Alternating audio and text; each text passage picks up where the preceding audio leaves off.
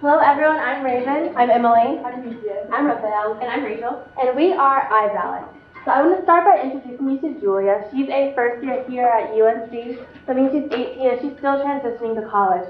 She told us she's not very informed on local elections, but that doesn't mean she doesn't want to be. In this quote you see here, to be interested in local representatives if she knew more about them. So she represents a national issue that young people are not voting in local elections. And we see the median age of voters in local elections is 57.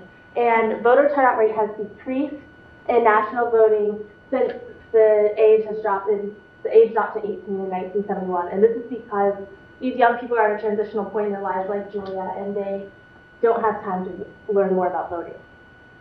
In order to solve the information crisis in young voters in local and state elections, our solution is to design an app that provides them with those information. iBallot has 4 main categories: candidates, when and where voting FAQ, and local policy updates. We have simple, user-friendly design that allow young voters to learn more about the local and state elections. Let's say how Julia can use iBallot to learn more about the upcoming 2018 North Carolina primary election. By entering her voting registration address, she's able to pull up voting information specific to her area. If she has come from Chapel Hill, then she will be in District 4 for primary election. By clicking on the candidate categories, we have a list of positions on the running in her districts. If she wants to learn more about the candidates of U.S. House of Representatives, for example, we have a list of candidates from different parties, and we also have a more detailed description on each candidate that provides more information on like education, profession, key issues, and social media. After learning more about the candidate's information, under when and where, we have a calendar to remind young voters like Julia about the important times in that election, such as voting registration deadline, voting period, and election day. Upon clicking on the specific date of that calendar, she's able to pull up the voting locations in her district. Last but not least, we also have a FAQ section and local policy update section to support young voters like Julia in state and local elections. So why did we decide to choose young voters as our target market? So in the 2016 election, young voters made up 27% of the electorate. That's just behind baby boomers, who made up 31%. But only about half of these young voters actually voted in the election. And out of those young voters that did end up voting, 80% of them were either currently enrolled in higher education or were recent graduates. And in North Carolina alone, there are 300,000 current students enrolled in higher education. And so we surveyed about 100 UNC students, and on a scale of 1 to 5, 73% said that they were very interested in voting for state and local representatives, 57% said that they were very interested in local policies, and 58% said that they would download a voting app. And so we were able to get some qualitative data from these surveys as well, and found that most of them said that they weren't willing to pay for the app, but they let us know some factors that would make them pay and things that they were interested in seeing, such as not being biased towards one party or the other, and having information more than just during the election season. So to allow more and more college students like Julia to access all the information they need about voting, we plan on expanding our app iBallot from the Research Triangle Park area to the entirety of North Carolina by year 3, so 2020 for the 2020 election. And then we plan on expanding iBallot to other southern states starting year 4. So this is a significant cost, of course, because we want our content to be non-biased and trustworthy. And as you can see, it will be expanding over 5 years. So how are we going to fund this? We have decided to adopt a nonprofit model, which would gravitate around 4 main sources of revenue. The first one is donations through our app. The second one is sponsors and partners. The third one is advertisers and local advertising specifically. And the fourth one is philanthropy. We believe that grants could fund a lot of our app, especially grants such as the Democracy Fund. We plan on becoming one of their investees starting year 2. On a 5-year projection, this is how our revenue would exceed our costs starting year 2. To reach our target market, we plan to allocate the most funding to social media and local advertising. But we also plan to host campus events, have ambassadors, influencers, and partners to promote our brand. So what's the competition? iBallot actually has no direct competition in our market, but there are other organizations focused on increasing civic engagement. However, all of these organizations are either operating in another state, they're only focused on national elections, or they only cover one of our main areas, such as candidate information. iBallot beats the competition because we have this unique market, because it fulfills every voting need, it's in an easy-to-use app form, and we're the only ones that focus on local policy updates.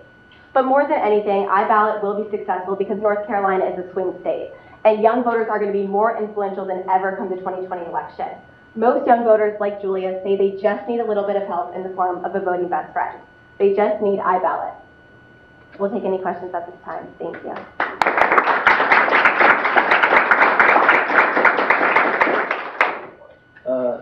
So you mentioned people that you surveyed or talked to wanting content outside of election season. So how will you guys stay relevant outside of election season in order to still be on people's phones? Yeah, so we went through that a little bit during the prototype, and one of the main things is going to be by talking about local policy updates in case there's any, we can go to that slide, like any votes that like the House, like the North Carolina legislature is voting on, or also any sort of like local things. There will be a calendar. You can see like when town meetings are going to be, alderman meetings, stuff like that. So basically, like we pull news from like the recognized like government or like news agency. We're not creating our content, but for like information from different like sources and to make it unbiased. And so like keep updating. Also through our social media, like when it's not like election season, we're going to like update. Oh, this is like the local policy like news, and check our app to see learn more about it. How did you choose your survey panel of 100 people? And I have a follow-up after that. We posted it in a number of places, mainly though on Facebook pages, one of them being the campus-wide UNC Facebook page. So it did come from all different types of majors, all different years, to really get that aggregate opinion, not just in the journalism school or in one place, but different ages as well. And what's the out-of-state versus in-state percentage change in the student population here? What I'm driving at here is I struggle to believe that like 73% of college students want to vote and know about local elections on an ongoing basis. And I think what you're battling here, and a couple of things, is laziness. Like, so the target market of just students to me is just way too small, because like, I want this, right? Because when it comes to election day, I go look for a copy of the Independent and I'm like, damn it, this is like, it's too much to read. I just like, what's the position, what's the policy? But even the Independent's too skewed for me, right? It's a wonderful periodical, but like it's too far left on a lot of stuff for me, right? So I need something balanced. I don't even know what I'm talking about anymore.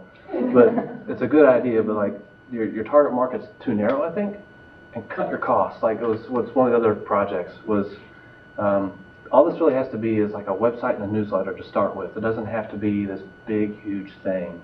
If you can build out a newsletter and a website that attracts a following of 5,000 to 10,000 people, that gives you something to build on in year one. You don't need to spend $100 grand to do that. I'll stop talking, I'm sorry.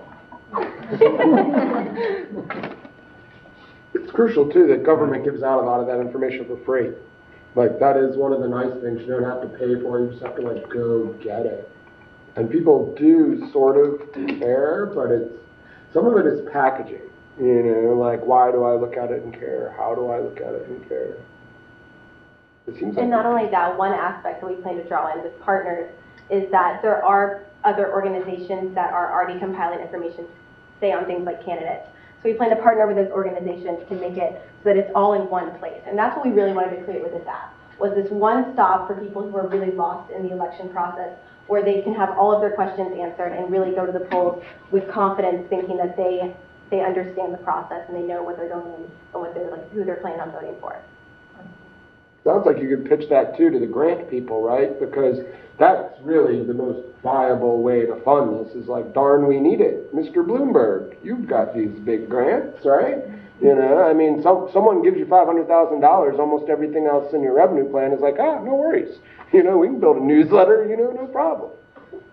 Yeah, I think, Raphaelle, you were talking about the Democracy Fund, yeah. We've contacted the Democracy Fund, and we've been able to reach out to some other similar organizations that were supposed. They did not say, we will fund you, because they would need, of course, something way more specific and working, but they said that we would comply possibly to what they are currently funding. And indeed, for instance, one of our competitors was funded by over $300,000 over 2 years by a Democracy Fund, and they do very similar service to ours. So we thought that indeed our costs, even though they might be pretty important depending on how fast we want to expand, could be covered a lot by philanthropy and grants, yes. Are most students actually eligible to vote in local elections now? Like, are you registered here, or are you like on an absentee ballot back wherever you live if you don't live in North Carolina? So on the prototype, I think it was I think it was like the first slide of the prototype. So you can put in your address, and so obviously most of the students at UNC are in-state students, and so you can either choose to put your, like, say I'm from Raleigh, I could put my Raleigh voting address, or I could, if I'm registered to vote in Orange County, I could put that in. So it really just depends on where you're registered to vote. So this is actually going to complicate your news feed, though. If you're only giving me Chapel Hill news, but half of you are registered to vote in Greensboro and Charlotte and High Point and wherever else, how's that going to mesh up? Like, what do you... Well, you do get to choose your address at the So beginning. does that choose your news feed as well? If you put in your home address where you're registered, it will compile information from that district. Okay, cool. Yes. That would be really so that's great. your choice. Is if you would like as a student to come to Chapel Hill and register in this district, that is your decision. But if you would like to fill out the absentee ballot, that's also an option in the app. That's a really high value add, because I'm sure it's, if you can get news about Chapel Hill, it's probably way even harder to get news about your hometown, wherever you're from. Go to the competition slide really quickly. There you go. Okay, I heard your words say that there's nobody doing what you're doing, but the slide tells me that all 5 of these people are doing what you're doing, just based on the way that it reads, like the competition, all these people. And so you might want to think about, you know, these people are working across several axes. There's the national people and some local people and the people that only have a website but no app, whatever, and show me where the gap is that iBallot's going to step into. That'll make this a stronger sell. Of course. And for example, a lot of these organizations, like I said, are only operating right now in one state, and they are successful in those states. So Think Voting is out of Texas, Ballot Ready started in Illinois, and we are seeing growth, and they are trying to expand, but there's nothing like this right now in North Carolina. So what are their limiting, why aren't they able to grow more quickly? I think because it is such a new market. We've really seen this, these products have come out in the last 2 to 5 years. So they are working, at this point, if you go to their website, you can even sign up for an update when they come to your state. So they're working to expand onto a national level, like iBallot will be trying to do in the next 3 to 5 years, but they are not at that point yet. By the time iBallot gets to the point of being in multiple states, are these people already going to be here? Because it's going to take iBallot 2 or 3 years to get. That's something we would need to watch closely in the next year. Our mission, though, because North Carolina is such an influential state in elections, we hope to get this up and running as soon as possible, especially before the 2020 election. So we're hoping to be across North Carolina in the next few years. Part of your value prop is really about the swing state information.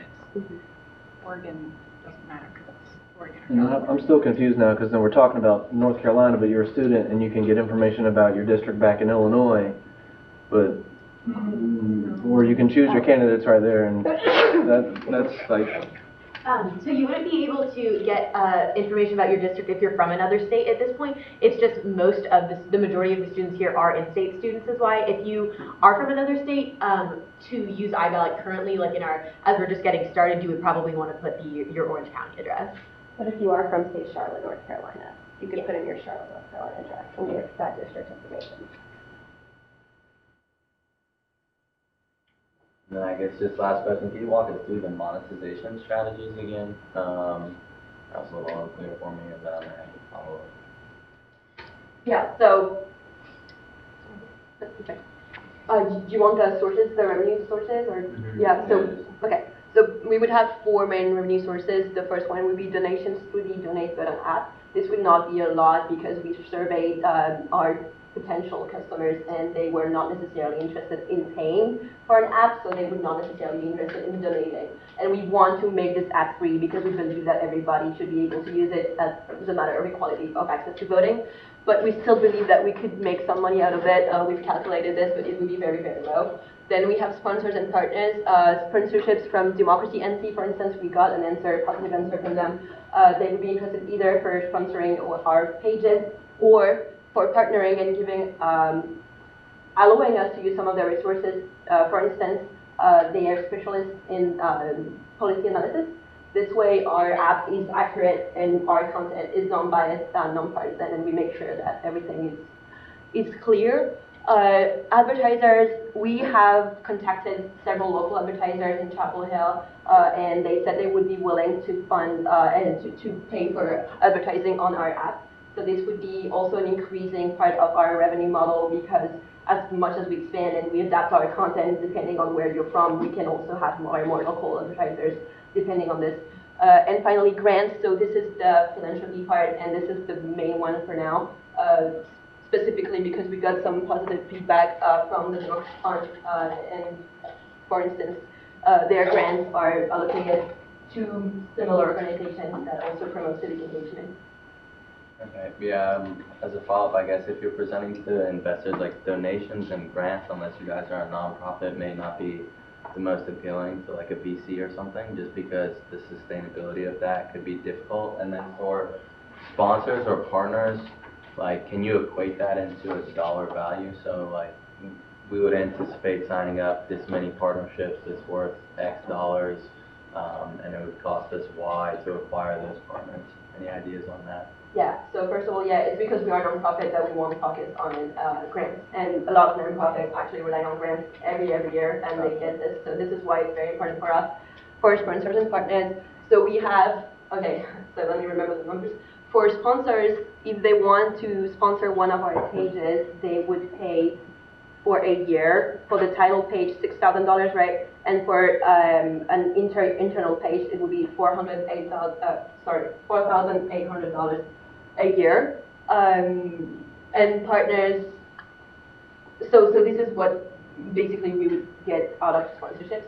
And for partners, it's depending on who we can get, and this is depending on the agreement we have with them. So basically, Democracy NC was willing to give us, first of all, some communication teams who would reduce our costs depending on if we want to advertise and to communicate our actions. And they were also willing to give us some specialists for our analysis, which reduces a lot and drastically what we need in terms of checking our information, because they would provide us with this service.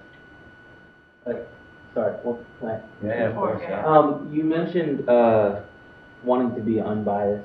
How do you choose your advertisers and make sure that they don't swing in one direction or the other? Yeah, so we first of all plan on targeting local advertisers. This way, usually they are not politically affiliated. Of course, as well, we will make sure with them that we will refuse any advertiser that is politically affiliated, and we will make sure with them that the money that's given to us, of course, is not going to influence any of our actions. So we want to make sure that none of them could have any influence on what we are creating. And of course, yeah, the local advertisers usually don't have an affiliation and don't want to show this. So it would not necessarily be a problem. But we would for sure make sure that this is not something prevalent and that this would not influence our content.